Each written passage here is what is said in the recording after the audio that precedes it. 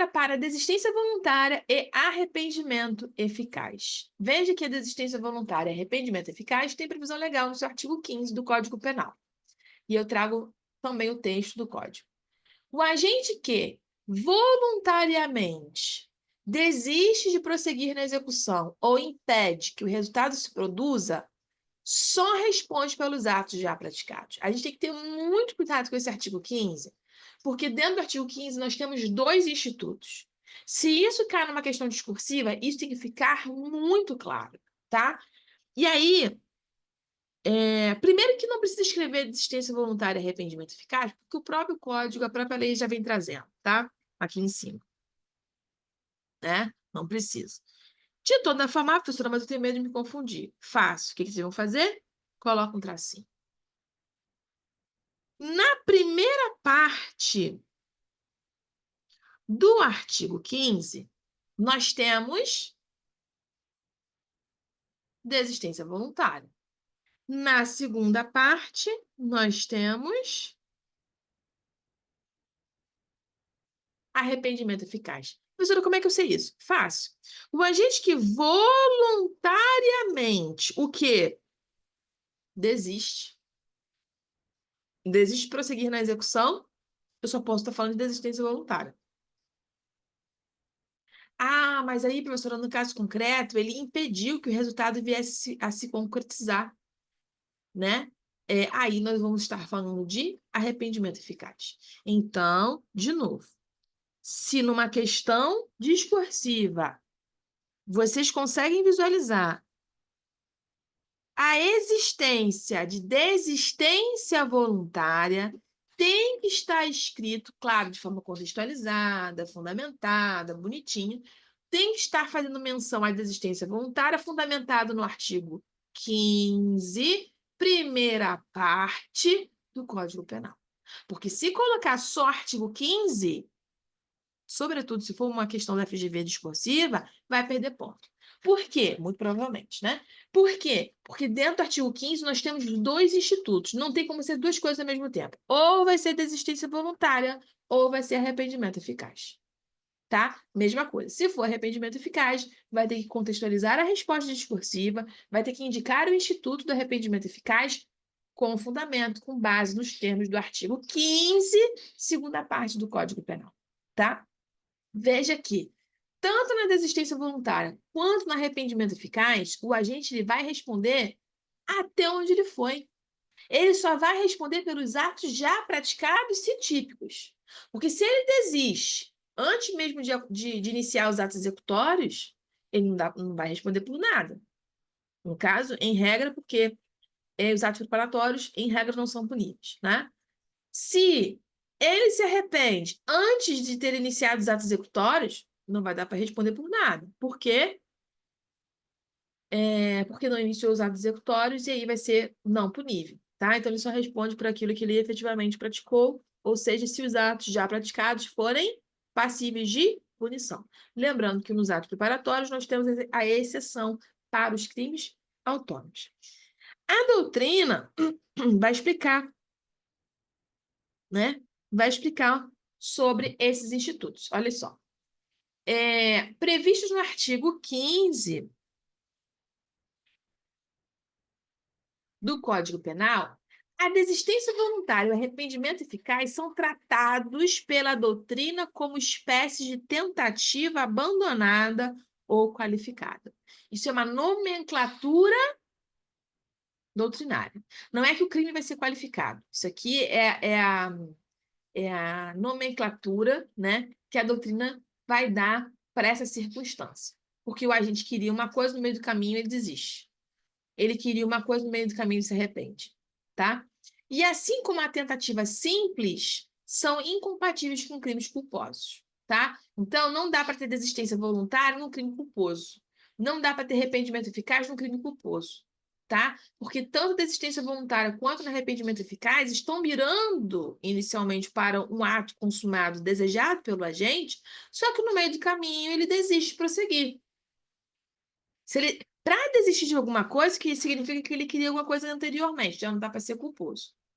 Para ele se arrepender de alguma coisa, significa que anteriormente ele queria algo e ele se arrependeu e não chegou ao fim do seu plano. Não dá para ser culposo. Então, são incompatíveis com crimes culposos.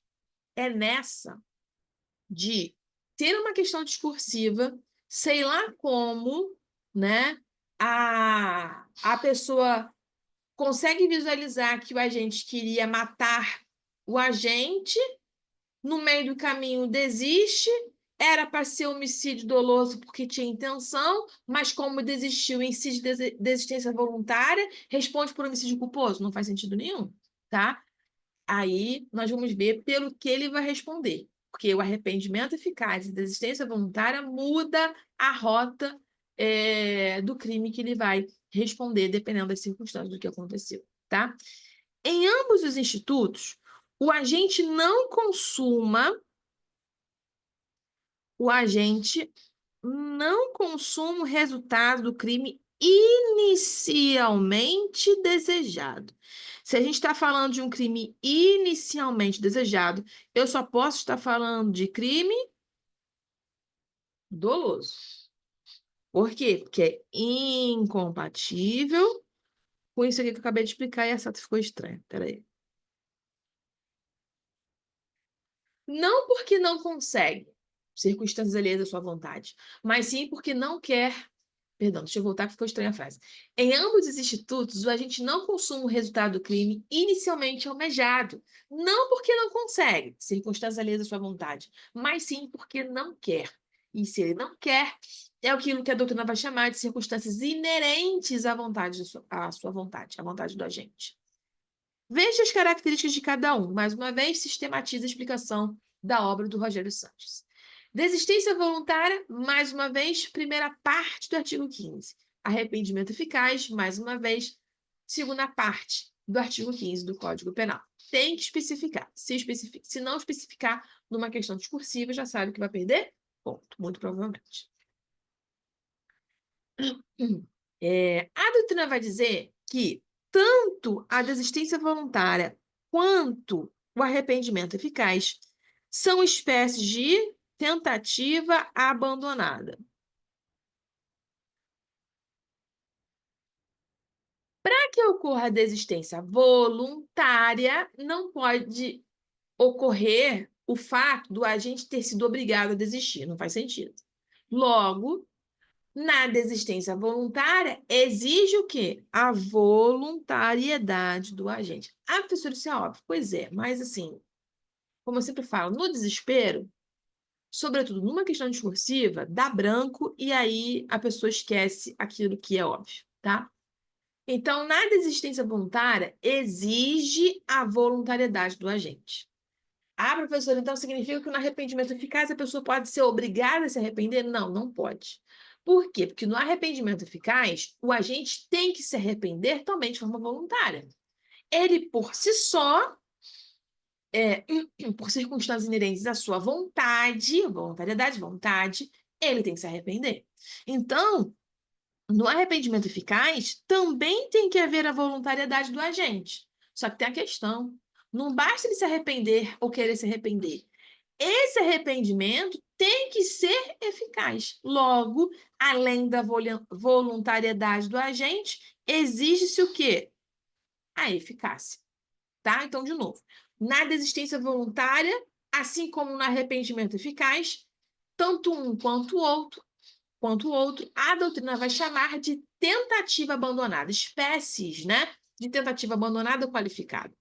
Tanto em um quanto o outro, exige-se o quê? A voluntariedade do agente, porque ele não pode ser obrigado nem a desistir, nem se arrepender. O cuidado que nós temos que ter é que no arrependimento eficaz, além do fato de que tem que haver a voluntariedade do agente, esse arrependimento tem que ser eficaz. Então, exige-se também a eficácia. Certo? Até aqui tranquilo, né? Porque isso aí o próprio código vai falar no seu dispositivo. A doutrina vai dizer o seguinte: olha, cuidado. A desistência voluntária ocorre durante a execução, né? Lá naquela linha do tempo, deixa eu voltar aqui, ó. Voltei demais, né? Mas tudo bem. Durante a execução. Durante a execução. Enquanto no arrependimento eficaz, a execução já ocorreu. Quer ver? Vamos voltar lá.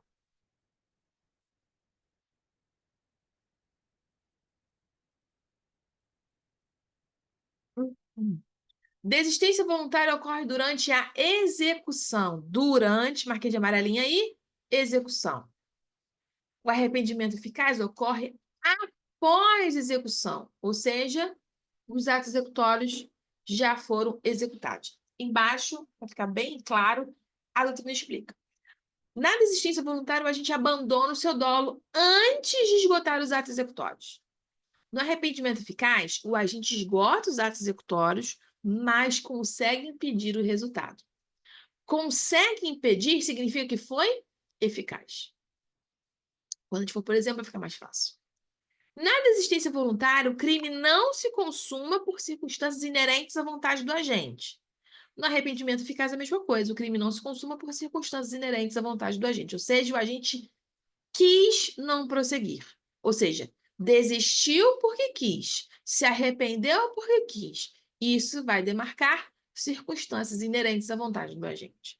Tanto em um quanto em outro, o agente, se assim configurados, né, as hipóteses, o agente vai responder pelos atos já praticados, obviamente, se típicos.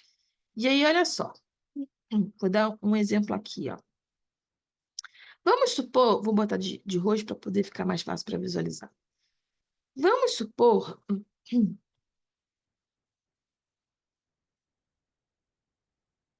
duas linhas do tempo. Foi. Vamos supor que João, ele queira matar Pedro. Como? Disparo de arma de fogo, certo? Logo, o que ele quer, na verdade, é o resultado morte. Perdão, disparo de arma de fogo não, vai ficar mais fácil. Ele quer matar Pedro esfaqueado, tá? Isso vai ficar mais fácil de gravar os exemplos e diferentes de cada um. Vamos supor que João, ele está disposto a matar Pedro a facadas, tá? Ele aborda Pedro, certo? E aí ele começa. Ele dá a primeira, Pedro está vivo. Ele dá a segunda, Pedro está vivo. Ele dá a terceira, Pedro está vivo. Ele dá a quarta, se é que isso é possível, Pedro ainda está vivo. Vamos supor que lá na quarta, ele poderia dar, sei lá quantos, até Pedro morrer. Quando chega na quarta facada, João, que queria matar, João, que queria o resultado morte, João, que queria matar, ele olha para Pedro e fala assim: Ah, quer saber de negócio? Você não merece morrer. Não que ele tem pena, é porque ele simplesmente quer saber de negócio. Você vai ficar aí sofrendo, vai ficar bem ferrado. Vamos supor que ele dá as costas e vai embora, tá?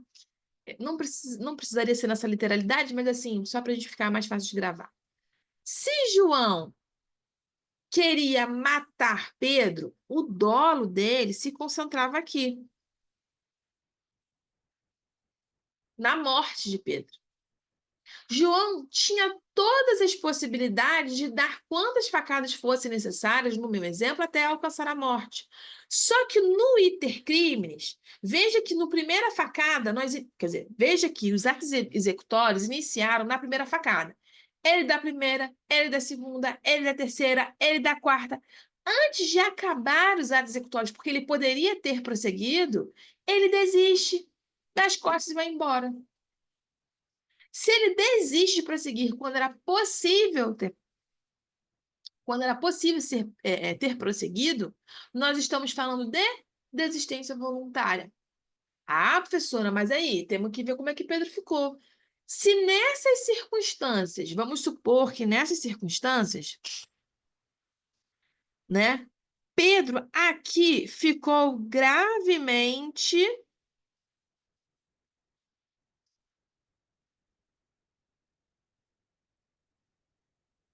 lesionado. Ou seja, vamos supor que Pedro sobreviveu, mas ficou todo ferrado. Se João podia matar, mas não mata, não é porque ele não conseguiu, mas sim porque ele desistiu, deu as costas e foi embora. Se ele desistiu de forma voluntária, nós vamos avaliar o seguinte: bom, não dá para ser homicídio consumado porque Pedro não morreu, mas não dá para ser tentativa de homicídio. Porque para ser tentativa de homicídio significa que ele queria continuar, ele queria matar, ele não conseguiu. Aqui ele não matou, não é porque ele não conseguiu, é porque ele desistiu. Se nós estamos falando de desistência voluntária, a doutrina vai dizer que ele abandonou, ó, abandona aqui, ó. Ele abandonou o dolo de matar. Agora a gente vai ter que visualizar o que ele provocou com esses atos. Se ele abandona o dolo de matar, vamos olhar para Pedro e vamos ver como é que Pedro ficou. E, professora, Pedro ficou gravemente lesionado. Então, se Pedro ficou gravemente lesionado, João vai responder por lesão corporal gravíssima, né? Nesse meu exemplo aqui, né? Lesão corporal gravíssima, ou se fosse o caso, lesão corporal grave, dependendo da questão. Ah, professora, mas ele queria matar. Beleza, ele queria matar. Mas se houve uma desistência voluntária e Pedro sobreviveu, ficando gravemente lesionado, João responde por lesão corporal, no meu exemplo aqui, gravíssima.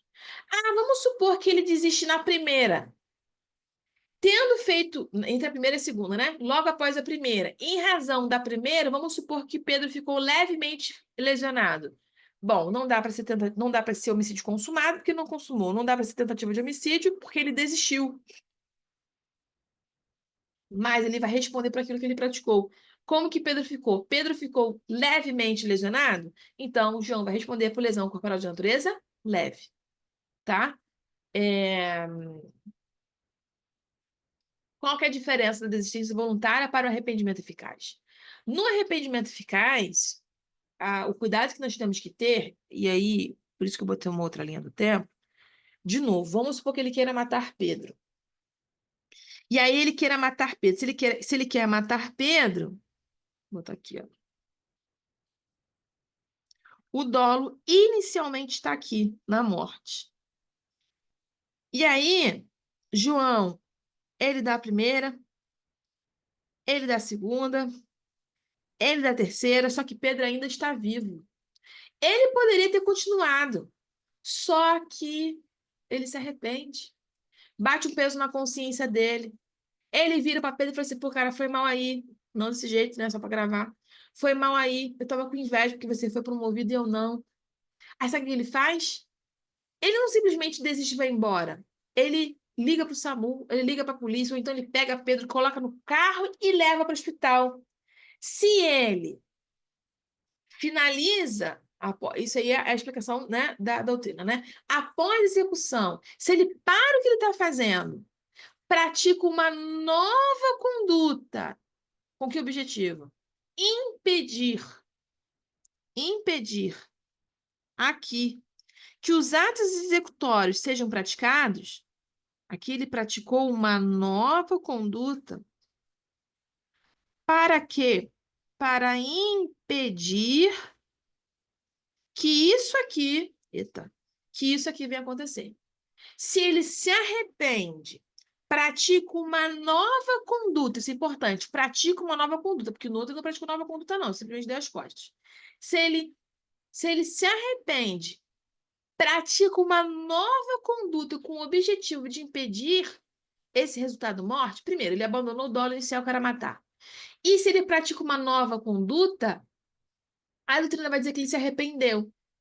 Agora vamos lá.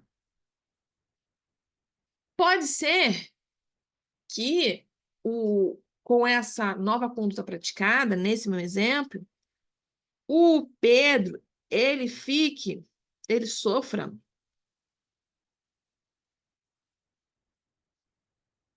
lesões graves, só para poder ficar diferente do outro exemplo. Lesões graves. Se com essa nova conduta ele consegue impedir o resultado homicídio, ou resultado morte, ele responde por aquilo que ele praticou. Ele vai responder por lesão corporal grave. A professora poderia ser gravíssima? Poderia, mas eu só botei diferente para poder não ficar dois exemplos um do ladinho do outro, para não confundir. Ah, mas vamos supor que com a nova conduta, fica verificado que Pedro ficou levemente ferido. Ele vai responder por lesão corporal leve. Ah, professora, mas olha só. Se nesse arrependimento eficaz, perdão, se nesse segundo exemplo aqui, Pedro morre, como é que fica? Bom, se Pedro morre, significa que o arrependimento não foi eficaz. Isso não foi suficiente. Se o arrependimento não foi eficaz, nós estamos falando então de arrependimento